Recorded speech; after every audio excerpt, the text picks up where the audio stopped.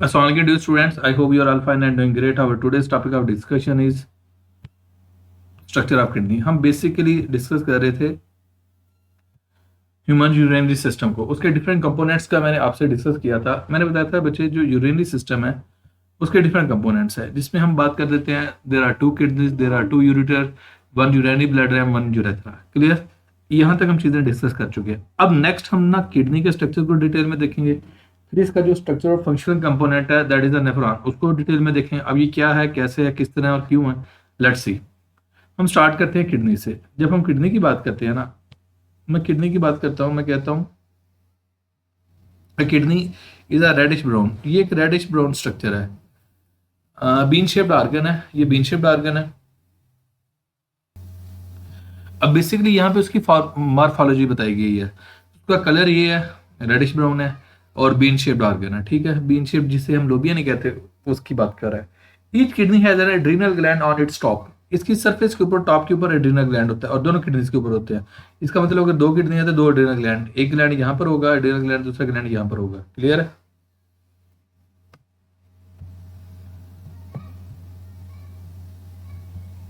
और उनसे specific hormones निकलते हैं, वो हम अलग टॉपिक पे डिस्कस करेंगे। Anyways, the kidney and it's adrenal gland are surrounded by a fibrous renal capsule। एक कवरिंग होती है जिसे हम रीनल कैप्सूल कहते हैं। अब एक बात याद रखिएगा, हम कहते हैं बायो में ना हमने हर एक स्ट्रक्चर के लिए स्पेसिफिक टर्म्स डिनोट की हुई हैं। सपोज हमने हार्ट के लिए कार्डियक की हुई है, हमने किडनी के लिए रीनल की हुई है, लिवर के लिए हेपेटिक की हुई है। These are different terms which are use for the specific organs. Clear? No, we are talking about the structure of the kidney. अब कहते हैं each kidney has a convex and concave side. एक side concave होती है, दूसरी क्या होती है, कन्वेक्स होती है। अब हमारे माइंड में क्वेश्चन आएगा कौन सी कनकेव है, कौन सी कन्वेक्स है। मैं आपको आगे एक्सप्लेन करता हूँ। अ depressed area on the concave side is renal hilum. अब ये स्ट्रक्चर देखिएगा, ये जो साइड है ना, ये इसे हम कहते हैं रीनल हाइलम। ये क्या है? Renal hilum. अब इस साइड को देखिएगा जरा से, क्या कह रहा है, depressed area on the concave side. तो इसका मतलब हो गया कि ये वाली जो साइड है ना, ये हमारी क्या है, कनकेव है, और ये हमारी क्या है, कन्वेक्स है। ये हमारी क्या है, कन्वेक्स है, और दिस इज द कनकेव। और यहाँ पे डिप्रेशन है, इस डिप्रेशन को हम हाइलम कहते हैं। अच्छा, इसके लिए समटाइम हम टर्म हाइलेस भी यूज कर सकते हैं। दोनों टर्म यूज, हाइलेस भी हो सकती है और हाइलम भी हो सकती है। क्लियर? ओके, नेक्स्ट उसे देखिए आगे, उसने खुद ही लिख दिया, also called as the hilus. Okay, at this point the renal artery enters the kidney and the renal vein and ureter leave. अब यही वो हाइलेस है, यही वो रीजन है, यही वो डिप्रेशन है जहाँ पे रीनल आर्टरी एंटर हो रही है और रीनल वेन एग्जिट कर रही है। अच्छा, रीनल वेन भी एग्जिट करती है और वो क्या, यूरिटर भी एग्जिट करता है। डेफिनेटली आर्टरी एंटर इसलिए होगी क्योंकि वो ब्लड लेके आई है, और रीनल वेन इसलिए एग्जिट करेगी क्योंकि यहाँ से वो ब्लड लेके जाएगी। और दूसरा जो यूरिटर है वो भी डेफिनेटली यूरिन को आगे लेके जाएगा। यहाँ तक मैंने जनरल सा स्ट्रक्चर की बात कर दी किडनी की। यहाँ पे ये देख लें, ये this is the renal artery,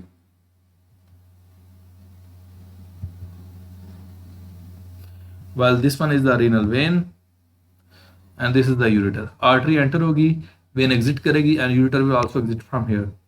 यहाँ से कैसे ureter भी exit करेगा। Clear? okay, next, initially a kidney consists of two portions।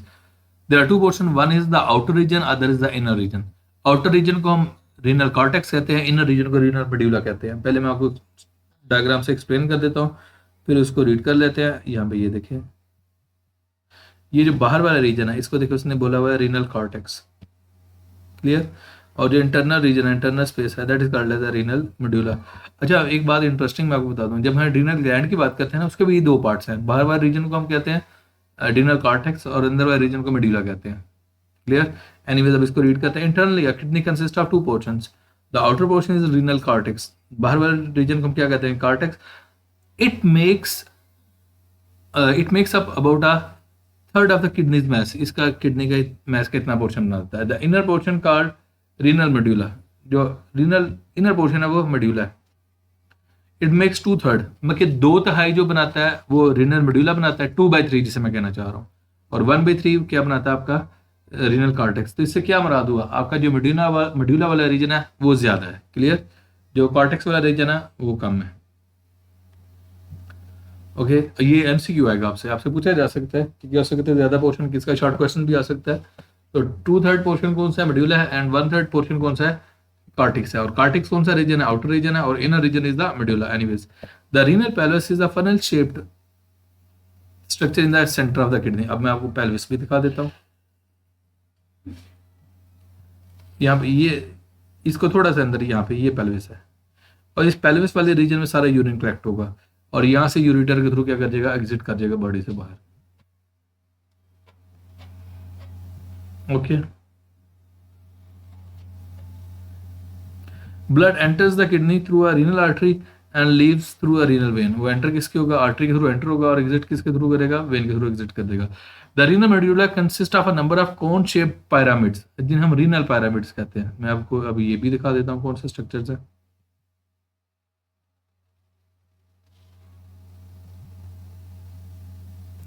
ये वाला स्ट्रक्चर, ये वाला स्ट्रक्चर, ये वाला स्ट्रक्चर, ये वाला स्ट्रक्चर, ये वाला स्ट्रक्चर, ये वाला structure, these are structures are called as the renal pyramids, clear। और ये मल्टीपल इन नंबर होते हैं। Urine collected in the renal pelvis and exit kidney through ureter, ये बात मैं पहले कर चुका हूँ। सारा यूरिन कहाँ पे कलेक्ट होगा, यूरिटर में, और वो एग्जिट करेगा किसके थ्रू, यूरिटर के थ्रू। पेल्विस में कलेक्ट होगा और यूरिटर के थ्रू निकलेगा। अब असल बात आ गई है किसकी, जो मेन कंपोनेंट है ना किसका, किडनी का, that is the nephron. The structure and function unit of kidney is called as the nephron. अब हम देखते हैं कितने नेफ्रॉन हैं, उनके स्ट्रक्चर्स क्या हैं, इन सब को हम डिस्कस करें। The structure of nephron, each kidney contains about 1 million microscopic tubular structures called nephrons.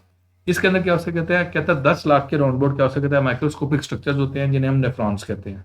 Clear, these are the function unit of the kidney, ये किडनी के फंक्शन यूनिट है। Nephron consist of 2 main portion, one is the renal corpuscle, other is the renal tubule. मैं simple सी बात करता हूँ, जो renal corpuscle है ना, वो ज्यादातर पोर्शन जो ब्लड कैपिलरी से लिंक्ड है, और रीनल ट्यूब्यूल जो ट्यूबुलर पार्ट है। अब ये क्या है, कैसे है, किस तरह है, इसको देखते हैं। Renal corpuscle consist of 2 structure, one is a glomerulus. मैं कहता हूँ ग्लोमेरुलस एक कैपिलरी का नेटवर्क होता है, which is surrounded by a, you can say, cup shaped structure that is called as a Bowman capsule. जो नेटवर्क होता है ना कैपिलरीज का, that is called as the glomerulus, जिसको सराउंड किया होता है बोमन कैप्सूल ने। अब इसको जरा रीड कीजिएगा। Glomerulus is a capillary network derived from an afferent arteriole. अब एफरेंट आर्टरियोल क्या है, अब इधर समझिएगा। आर्टरी आई, रीनल आर्टरी, वो आगे आगे डिवाइड कर जाएगी, छोटे छोटे आर्टरियोल बनाएगी, जिससे एक को हम कहते हैं एफरेंट आर्टरियोल। और एफरेंट आर्टरियोल वो आर्टरियोल होगा जो बोमन कैप्सूल के पास ब्लड को लेके आएगा। Clear, Bowman capsule is a cup-shaped, double-walled sac surrounds the glomerulus। अब इसने जस्टिफाई कर दिया कि बोमन कैप्सूल वो स्ट्रक्चर है जो कैसे सराउंड कर रहा होता है किसको, ग्लोमेरुलस को। अब ये क्लियर। अब ये 2 स्ट्रक्चर मैं अभी आपको दिखाता हूँ, लेकिन रीनल ट्यूब्यूल के जो पार्ट्स हैं ना, उनको जस्ट ये हाईलाइट कर रहा हूँ, फिर मैं आपको, एक तो आपने प्रॉक्सिमल कन्वर्लेटेड ट्यूब्यूल, दूसरा लूपा फैनले, थर्ड डिस्टल कन्वर्लेटेड ट्यूब्यूल, फिर ये कलेक्टिंग डक्ट। क्लियर। अब ये जो स्ट्रक्चर्स मैं आपको दिखाता हूँ, ये क्या है, कैसे हैं, किस तरह। यहां पे देखें, ये किडनी है, किडनी के पोर्शन को क्या उसे कहते हैं, मैग्नीफाई करके शो किया गया है। इधर देखिए, अब ये वो कह रहा है, ये आर्ट्रियोल आ रहा है, आर्ट्रियोल से डिवाइड करके क्या बन रहा है आपका, एफरेंट आर्ट्रियोल। अब एफरेंट आर्ट्रियोल ब्लड लेके आ रहा है किसकी तरफ, ग्लोमेरुलस। अब ये एफरेंट आर्ट्रियोल आगे आया, इसने क्या डिवाइड करके नेटवर्क कैपिलरीज बना दिया, जिसको मैंने क्या नाम दे दिया, ग्लोमेरुलस। क्लियर। अब इसको सराउंड करने वाला जो स्ट्रक्चर है, that is called as the Bowman capsule. इसे क्या नाम देते हैं, बोमन कैप्सूल। अच्छा, यहाँ पे फिल्ट्रेशन वगैरह हो जाएगी, उसके बाद जो कैपिलरीज दोबारा कंबाइन करके एक ट्यूब बना देंगे, that will be called the efferent arteriole. उससे हम क्या नाम देंगे, एफरेंट आर्ट्रियोल। अब क्वेश्चन आता है, एफरेंट आर्ट्रियोल, एफरेंट आर्ट्रियोल, मैं कहता हूँ एफरेंट आर्ट्रियोल ब्लड लेके आएगा किस तक, ग्लोमेरुलस तक, और यहाँ से जो ब्लड लेके जाएगा वो कौन लेके जाएगा, एफरेंट आर्ट्रियोल। यहाँ तक क्लियर। यहाँ पे बेसिकली होती है फिल्ट्रेशन, जो भी नाइट्रोजन वेस्ट वगैरह फिल्टर होके आ जाता है किसमें, into the lumen of the Bowman's capsule, Bowman capsule की ल्यूमन में आ जाता है। अच्छा, एक और बात बता दूं आपको, आपका ग्लोमेरुलस और Bowman capsule are collectively called as the renal corpuscle, इसे हम क्या नाम देते हैं? Renal corpuscle. Is it clear? Okay, अब हम देखते हैं, जरा समझिएगा। आपका एफरेंट आर्ट्रियोल, आपका ग्लोमेरुलस, ग्लोमेरुलस को सराउंड करने वाला कौन सा स्ट्रक्चर है? बोमेन कैप्सूल है। और ये क्या? एफरेंट आर्ट्रियोल है। क्लियर? अब ये जो आपका है ना बोमेन कैप्सूल, ये आगे नेटवर्क बनाता है, दो तीन कंपोनेंट्स बनाता है। ए फर्स्ट उसने लिखा है प्रॉक्सिमल कन्वोल्यूटेड टिब्यूल। क्लियर? उसके बाद ये लूपा फैनले, ये नीचे जो जा रहा है लाइट ब्राउन जो कलर है, ये नीचे जा रहा है, ये ऊपर आ रहा है, इसे हम कहते हैं लूपा फैनले। ये लिखा हुआ है लूपा फैनले। क्लियर? और लूपा फैनले के दो पार्ट होते हैं, एक होता है डिसेंडिंग लिम्ब, एक होता है असेंडिंग लिम्ब। जो नीचे जा रही है उसे हम कहते हैं डिसेंडिंग लिम्ब, जो ऊपर आ रही है उसे हम क्या नाम देते हैं? Ascending limb. क्लियर? अब इसलिए मैं स्ट्रक्चर बता रहा हूँ, फंक्शन नहीं बता रहा, फंक्शन बाद में बताऊंगा, ऐसे आप लोग कंफ्यूज हो जाओगे। उसके बाद ये असेंडिंग लिम्ब ऊपर आके फिर कन्वोल्यूटेड रीजन आती है, that is called as a distal convoluted tubule, that will be called as distal convoluted tubule. और उसके बाद this is the collecting duct, this is called as a collecting duct, ये लिखा हुआ कलेक्टिंग डक्ट। क्लियर? और इस लूपा फैनले को और ये पूरे स्ट्रक्चर जो आपका प्रॉक्सिमल कन्वोल्यूटेड टिब्यूल है या डिस्टल कन्वोल्यूटेड टिब्यूल है, इसको हम नाम देते हैं पेरिट्यूबुलर कैपिलरीज का नेटवर्क होता है। और याद रखना, लूपा फैनले को जो सराउंड करने वाले कैपिलरीज होती हैं उनके लिए स्पेसिफिक टर्म हम यूज करते हैं, that is called as a vasa recta. This is the vasa recta. Clear? अब ये मैं सारी चीजें आपको बताता हूँ क्या है, कैसे है, क्यों है, किस तरह। ब्लड किडनी के पास क्यों आ रहा है? For the filtration. फिल्ट्रेशन किस चीज की? कि यूरिन कलेक्ट कर दिया जाए। ओके, एफरेंट आर्ट्रियोल के थ्रू आया, इसने यहाँ पे आपको एक कैपिलरीज का नेटवर्क बना दिया। इस कैपिलरीज के नेटवर्क को ये cup shaped structure Bowman capsule ने क्या किया है? सराउंड किया हुआ है। अब यहाँ पे प्रेशर के साथ ब्लड आता है और होता है कि नाइट्रोजन वेस्ट ग्लोमेरुलस से चला जाता है into the lumen of Bowman capsule. अब ठीक है, यूरिन नाइट्रोजन वेस्ट चला गया, लेकिन एक और काम होता है साथ, बहुत ज्यादा वाटर भी चला जाता है और बहुत सारे यूजफुल सब्सटेंसेस भी चले जाते हैं। अगर इसी लिहाज से वाटर जाता रहे तो हमारे बॉडी में डिहाइड्रेशन हो जाएगी। इसका मतलब है कि वाटर की रीअब्जॉर्प्शन होना जरूरी है। सेकंड थिंग, बहुत सारे यूजफुल सब्सटेंस हैं जिसमें ग्लूकोज है, अमीनो एसिड्स हैं और भी बहुत सारे स्ट्रक्चर्स हैं, वो भी चले जाते हैं बोमेन कैप्सूल के ल्यूमन में। अब इनका भी रीअब्जॉर्ब होना जरूरी है। तो ये आगे जितने मैंने स्ट्रक्चर्स बोले हैं ना, प्रॉक्सिमल कन्वोल्यूटेड टिब्यूल, ये लूपा फैनले, डिस्टल कन्वोल्यूटेड टिब्यूल, ये सारे स्ट्रक्चर इसलिए होते हैं ताकि वाटर की और यूजफुल सब्सटेंसेस की हो सके रीअब्जॉर्प्शन। इसीलिए इनको ये सराउंड किया होता है ये पेरिट्यूबुलर कैपिलरीज ने, कैपिलरी नेटवर्क ने। अब क्लियर? अब आपको आई थिंक समझ आ गई होगी। अब इसको देखते हैं, अभी तक मैंने जनरल से बात की है। एनीवेज, अब इनको रीड करते हैं हम। स्ट्रक्चर ऑफ नेफ्रॉन, यहां तक मैंने बात कर दी थी रीनल कॉर्पसल तक। Renal tubule is the long tubule that leads away from the Bowman capsule, Bowman capsule से आगे चलता है। It consist of 3 connected portion. जारी बात है, पहला प्रॉक्सिमल कन्वोल्यूटेड ट्यूब्यूल है, देन लूप ऑफ फैनले है, and then there is the distal convoluted tubule. यहां पे डायग्राम में देख लें, this is your Bowman capsule और यही बोमेन कैप्सूल आगे बना रहा है ये प्रॉक्सिमल कन्वोल्यूटेड ट्यूब्यूल। ये देखें जरा, ये this is proximal convoluted tubule और यही प्रॉक्सिमल कन्वोल्यूटेड ट्यूब्यूल नीचे क्या बना रहा है? Loop of Henle. और यही लूप ऑफ फैनले आपका क्या बना रहा है? Distal convoluted tubule. और वही अल्टीमेटली किस में जा रहा है? कलेक्टिंग डक्ट में। Anyways, the proximal convoluted tubule is the beginning portion of the highly coiled portion. जो स्टार्ट वाला है वो आपका क्या है? Proximal convoluted tubule. अच्छा देखिए, कन्वोल्यूटेड ट्यूब्यूल तो जिसमें क्या उसे कहते हैं? ट्विस्टिंग होती है, कन्वर्जन होते हैं। दो टर्म्स है यहाँ पे, one is the proximal, other is the distal. Proximal होता है जो पास होता है, डिस्टल होता है जो दूर होता है। अब आपका बोमेन कैप्सूल क्या उसे कहते हैं? That is the your point of reference. अब इस डायग्राम में देखें, ये भी कन्वोल्यूटेड रीजन है और ये भी कन्वोल्यूटेड रीजन है, लेकिन पॉइंट ऑफ रेफरेंस के पास ये वाला रीजन जो प्रॉक्सिमल है ये करीब है, डिस्टल उससे दूर है, इसलिए हम इसे कहते हैं प्रॉक्सिमल और डिस्टल। क्लियर? जो कन्वोल्यूटेड रीजन उसके पास है बोमेन कैप्सूल के, that will be called as a proximal convoluted tubule, and the part which is far from the you can say Bowman capsule, that will be called as distal convoluted tubule. Anyways, it dips into the medulla, ये dip करता है किसमें? Medulla में। और medulla कौन सा है? मैंने आपको बताया था रीनल मेडुला की इनर पोर्शन आपका कितनी है। The loop of Henle is a U shaped hairpin tube, U shaped structure है जिसमें मैंने आपको दो पार्ट्स बताया था, descending limb and ascending limb. It consist of two limbs. The descending limb towards medulla, वो मेडुला की तरफ जाएगा, ठीक है, जारी बात है नीचे जा रहा है तो मेडुला की तरफ ही जाएगा ना। यहाँ पे डायग्राम में देखें जरा,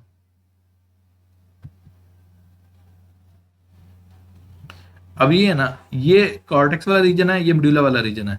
अब इसका स्ट्रक्चर देखें, जो ये वाली चीज़ है ना, ये आपका जो बोमेन कैप्सूल है और आपका क्या प्रॉक्सिमल और distal convoluted tubule, these are approximately present in the cortical region या कॉर्टेक्स वाले रीजन में या उसके बॉर्डर के पास है। लेकिन अगर अब ये लूपा फैनले को देखें ना, नीचे मेडुला में है। क्लियर, ये मैं बात कर रहा था।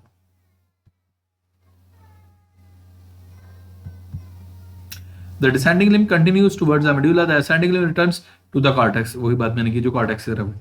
And reaches parallel to the renal corpuscle. Renal corpuscle वाले पोर्शन में आ जाएगा, उसके रीजन में आ जाएगा। और renal corpuscle आपका क्या था, glomerulus और Bowman capsule. Here it opens in the distal columnar tubule. वो ultimately किसमें चला है, distal columnar tubule में, which is highly coiled again, जो again coiling है। अब क्वेश्चन आता है ये coiling क्यों है? ये बेसिकली सरफेस एरिया को इंक्रीज करने के लिए, सरफेस एरिया को इंक्रीज करने के लिए है, तो इसलिए ये कन्वर्टेड रीजन है। The distal converted tubule of multiple nephrons drain into a single collecting duct. ये डायग्राम को देखेंगे। अच्छा, इस नेफ्रॉन के तो ये आगे, अब ये देखें, ये भी एक ब्रांच है, ये भी एक ब्रांच है, ये भी एक ब्रांच है, ये भी एक ब्रांच है। होगा क्या, मल्टीपल नेफ्रॉन अपना यूरिन कलेक्ट करके एक कलेक्टिंग डक्ट में डाल देंगे, ये बात कह रहा है। Okay, as these ducts descend through medulla they emerge to form the large papillary duct. को एक बहुत लार्ज पेपरी डक्ट में आते हैं, which ultimately discharges into the renal pelvis, pelvis में जाके ओपन हो जाते हैं। क्लियर, सारे का सारा यूरिन क्या है, पेल्विस में आएगा। Nephrons are categorised into two types based on their location within the kidney. One is a cortical nephron, other is a juxtamedullary nephron. Now we have to think what are these. Cortical nephrons are the nephrons which are present in the cortex region. जो cortex region में उन्हें हम cortical nephron कहते हैं। और juxtamedullary nephron, these are the nephron which are present, you can say at the border of cortex and medulla. जो cortex और medulla के border पर है उन्हें हम juxtamedullary nephron कहते हैं। ये मैंने आपको definition में बताती है, लेकिन आपने देख लेना इस चीज को। Nephron are categorized into two types on their location within the kidney. First one is the cortical nephron. Make the majority, वो ज़्यादा पोर्शन में आते हैं, about 85% of nephron. Alhamdulillah. These are located primarily within the cortex. ये renal cortex वाले region, they possess relatively short loop of Henle. इनकी loop of Henle इतनी lengthy नहीं होती, शॉर्ट होती हैं। ये भी डिफरेंस आएगा, आपसे पूछा जा सकता है कार्टिकल नेफ्रॉन और जक्स्टामेडुलरी नेफ्रॉन के स्ट्रक्चर में कोई डिफरेंस होता है, तो आपने कह देना कि जो कार्टिकल नेफ्रॉन है उनके जो लूपा फैनले है वो शॉर्ट होते हैं, लेकिन जो आपके जक्स्टामेडुलरी नेफ्रॉन का लूपा फैनले लॉन्ग होते हैं। और ये भी याद रखिएगा, लॉन्ग होने की वजह से वाटर की रीअब्जॉर्प्शन ज्यादा करते हैं। Okay, next is the juxtamedullary nephron originate deep in the cortex near the medulla. अच्छा, क्योंकि ये बॉर्डर पे होते हैं तो इसलिए ज्यादा डीप जाएंगे मेडुला में। दे हैव लॉन्ग लूपा फैनले, तो वही बात जो मैं ऊपर कर रहा था, इनके लूपा फैनले लॉन्ग होते हैं। और ये मैं एक स्टेटमेंट बोलता हूँ, ये अभी के नहीं, आज से तो 2-4-5 साल पहले जो पैडोबोर्ड की बुक थी ना, उसमें ये मेंशन था, juxtamedullary nephrons are the instrumental structure for the production of concentrated urine. जो concentrated urine है, उसकी प्रोडक्शन में जो इंस्ट्रूमेंटल स्ट्रक्चर होता है वो juxtamedullary nephron होते हैं। और वहाँ पर इंपॉर्टेंट स्ट्रक्चर होता है, that is the weather act. वो क्यों है, कैसे है, किस तरह है, मैं जब नेफ्रॉन का क्या उसका फंक्शनिंग बताऊंगा ना, वहाँ पे जस्टिफाई कर दूंगा इस चीज को। They have long loop of Henle which extend deep into the renal medulla. Clear, यहाँ तक बच्चे आपने देख लेना, मैंने आपको एक्सप्लेन कर दिया है, किडनी का स्ट्रक्चर बता दिया है, फिर मैंने आपको ये बता दिया है, नेफ्रॉन का स्ट्रक्चर बता दिया। अब आपने नेक्स्ट वीडियो से पहले नेफ्रॉन का स्ट्रक्चर अच्छे से समझ लेना, इसको ड्रॉ कर लेना। अगर आपको ड्रॉ करने का आ गया, आपको क्या इसके जो कंपोनेंट्स हैं याद हो गए, तो फंक्शन में इजीली एक्सप्लेन कर दूंगा। Till now, if you have any sort of question then you can ask in the comment section. Thank you so much.